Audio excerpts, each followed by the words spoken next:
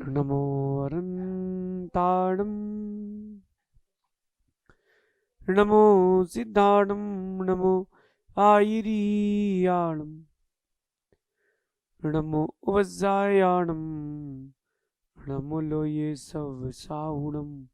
पंच परमिष्टि भगवंतों की, आचार्य भगवान गुरुवर विशुद्ध सागर जी मुनिराज की।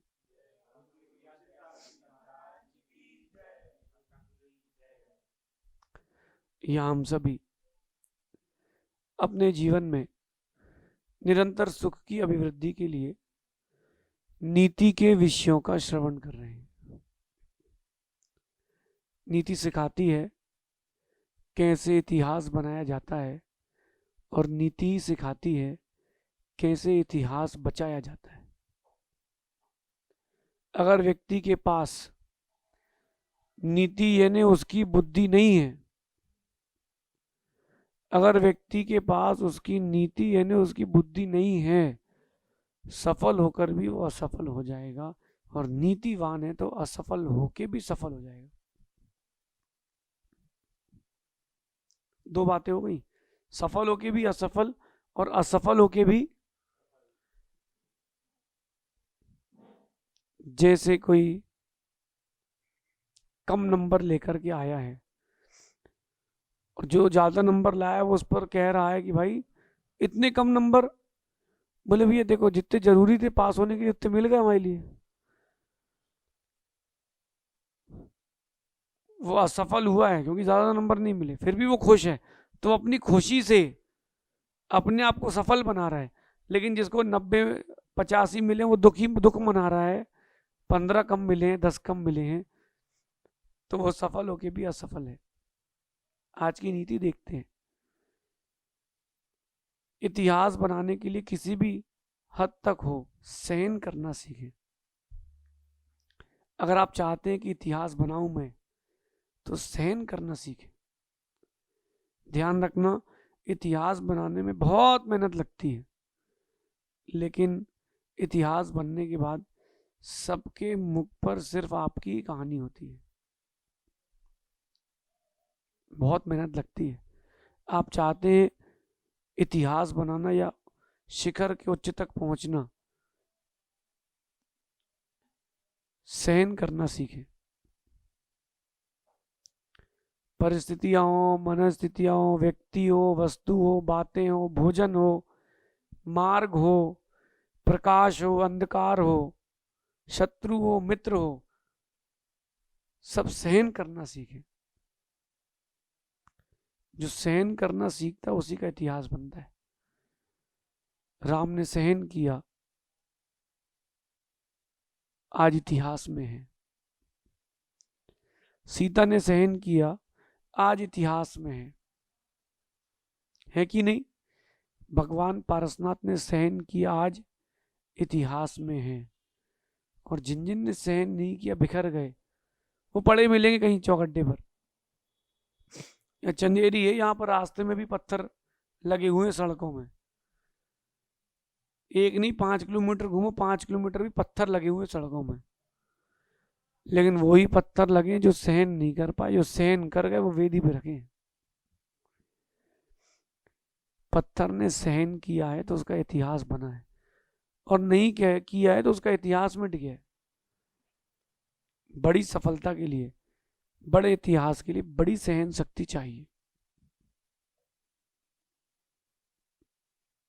आज की जो परिस्थिति है, आज की जो मनस्थिति है, हर दिन रहेगी नहीं, जरूरी नहीं है। जरूरी नहीं कि हर दिन रहेगी, आपकी सहनशीलता पर निर्भर करता है। आपकी सहनशीलता पर निर्भर करता है। गंभीर विषय क्या है? गंभीर विषय ये है कि जो कह देते हैं वो कमजोर हैं, जो सह लेते हैं वो मजबूत हैं। यद्यपि उल्टा लगेगा, यद्यपि आपको ये उल्टा लग सकता है, लेकिन भगवान पारसनाथ ने कहा नहीं था, सहा था। सीता जी ने अग्नि परीक्षा दी थी, सही थी, कुछ कही नहीं थी। अगर सीता जी कहती तो आज सीता नहीं होती। राम कह देते कि पिताजी मेरा हिस्सा मुझे दो, भरत का हिस्सा भरत को दो, तो राम महज एक राजा रह जाते हैं। लेकिन राम ने हिस्सा नहीं मांगा, इसलिए राम सबके हो गए। इतिहास एक बार बनता है, मगर इतिहास का हल्ला हर बार होता है। तो क्यों ना मेहनत की जाए, सहन किया जाए, कहने की अपेक्षा से।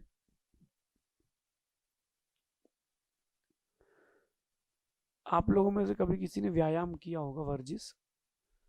जब व्यायाम करते हैं तो आप देखिए कि पहले दिन जो नया नया व्यक्ति व्यायाम करने आता है उसको 20 किलो, 5 किलो, 10 किलो ऐसा वजन उठाया जाता है। वो सहन करता है, धीरे धीरे उसके शरीर को सहने की आदत होती है। फिर 20 से 25, 25 से 30, 30 से 50, 100, 200, 300 किलो तक उठा लेता है। कैसे? धीरे धीरे सहन करने से। गर्मी का मौसम आने वाला है और आ भी चुका है। आप शरीर को उसको धीरे धीरे सहन करवाओ, फिर कुछ भी हो सहन होगी। देखो मैं आपको अपनी बताता हूं, 48 डिग्री तक हमारी सहनशीलता है। 48 के बाद लगता है बाप रे, अब आज सहन नहीं हो रहा। 48 तक सहन होता है। तो वही व्यक्ति था जो सिर पे कूलर लगा के सोता था, बिना एसी के नहीं बैठता था, वही व्यक्ति आज चल रहा कि नहीं मार्ग पर। कितने सारे सारे साधु जो सॉफ्टवेयर इंजीनियर थे और बड़े बड़े पोस्टों में थे, गूगल जैसी पोस्टों में थे, IITians थे, आज मुनि बन के घूम रहे हैं। कितने साहूकार थे, कितने डॉक्टर थे, कितने टीचर्स थे, सब घूम रहे कि नहीं मुनि बन के। उनने क्रम क्रम से सहना प्रारंभ किया है। सहने की आदत डालें, कहने की आदत ना डालें। इतिहास सहने से बनता है, कहने से नहीं बनता। जो कर्म का उदय आ रहा है, परिस्थिति आ रही है, उनको सहना प्रारंभ करें। प्रतिकार करने से प्रतिष्ठा गिरती है, प्रतिक्रिया देने से प्रतिष्ठा गिरती है। गुरुदेव आज तो कुछ मिला ही नहीं शाम को। सही बात है, गुरु से नहीं बोलेंगे तो किससे बोलेंगे? लेकिन आपने कहा नहीं, और गुरु को मालूम चला कि 2 दिन से शाम को कुछ नहीं खाया शिष्य ने, बच्चे ने। अरे यार तेरे भोजन नहीं हुए। उनकी तुम्हारे प्रति जो नजरिया था वो कुछ और हो गया। ऐसा मायाचारी करके जान के नहीं, जो परिस्थितियां सहज आ रही उनको सहज सहन करो। कब तक? किसी भी हद तक। कभी देखना आप, मंदिर के बाहर जो जालियां लगती हैं, जालियां, वो जालियां कितना सहन करती। टूट गई सो गई। आज हम जंगल गए थे तो सेठ की कोठी में गए थे जंगल, और बाजू में रानी का महल, उसमें लिखा था हमाम खाना, यानी स्नान गृह, स्टीम बाथ का स्थान। उसमें रानी की बावड़ी, हम सब देख रहे थे। ऊपर एक जगह एक खिड़कियां वहीं जालियां बनी थी, लाल पत्थर की जाली बनी थी। हमें देख रहे थे कि देखो लाल पत्थर की जाली, बारीक बारीक उसमें छेद हैं, टूटी भी होगी।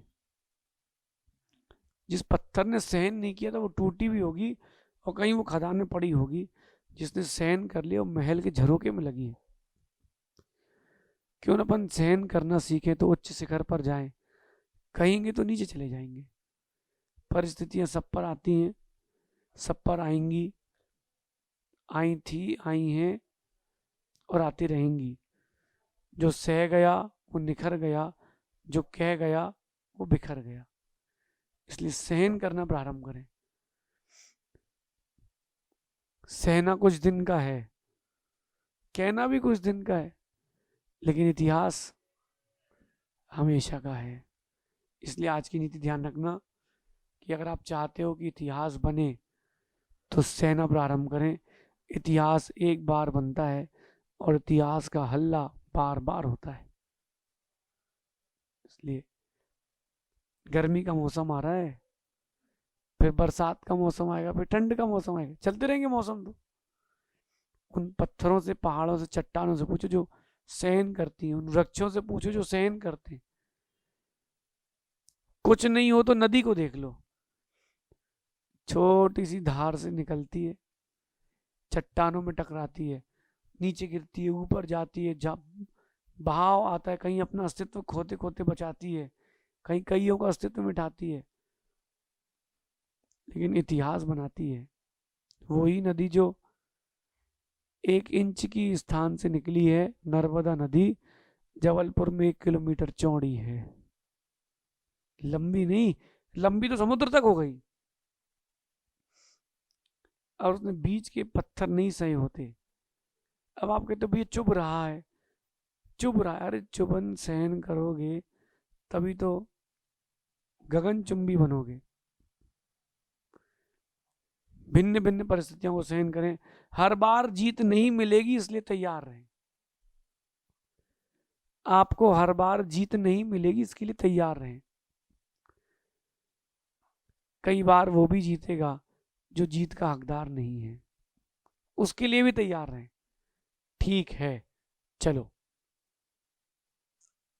चलो ठीक है, हर बार जीत नहीं मिलेगी, अपने आप से भी आप हर बार नहीं जीत पाओगे, ठीक है। अगर 100 में से कोई 90 बार चला है तो वो चला ही कहलाता है। 100 में से अगर कोई 90 बार कोई खिलाड़ी चला है तो चला ही कहलाएगा, वो योग्य कहलाएगा, अयोग्य नहीं कहलाएगा, क्योंकि वो इंसान है, भगवान नहीं है। अगर कोई व्यक्ति आपकी उपेक्षा करता हो, करने दो, अपना व्यक्तित्व महान बनाओ कि वो तुम्हारे इतिहास से जुड़ना चाहे। हम तो यही करते हैं। अगर किसी ने पत्थर फेंका अपने ऊपर तो स्वीकार है तेरा पत्थर, लेकिन अगली बार इमारत बड़ी करके आऊंगा, तेरा पत्थर मेरे शिखर तक आ नहीं पाएगा। सुन रहे भाई हनी? अपना इतिहास बनाना है बेटा, बात ध्यान रखना, हर बार जीत नहीं मिलेगी। कितनी अच्छा खिलाड़ी हो, वो भी 0 पे आउट हुआ कि नहीं? नहीं हुआ कभी। कितनी अच्छा खिलाड़ी, वो भी 0 पे आउट हो सकता है। कोई ऐसा नाम बताओ जो कभी हारा ही ना हो।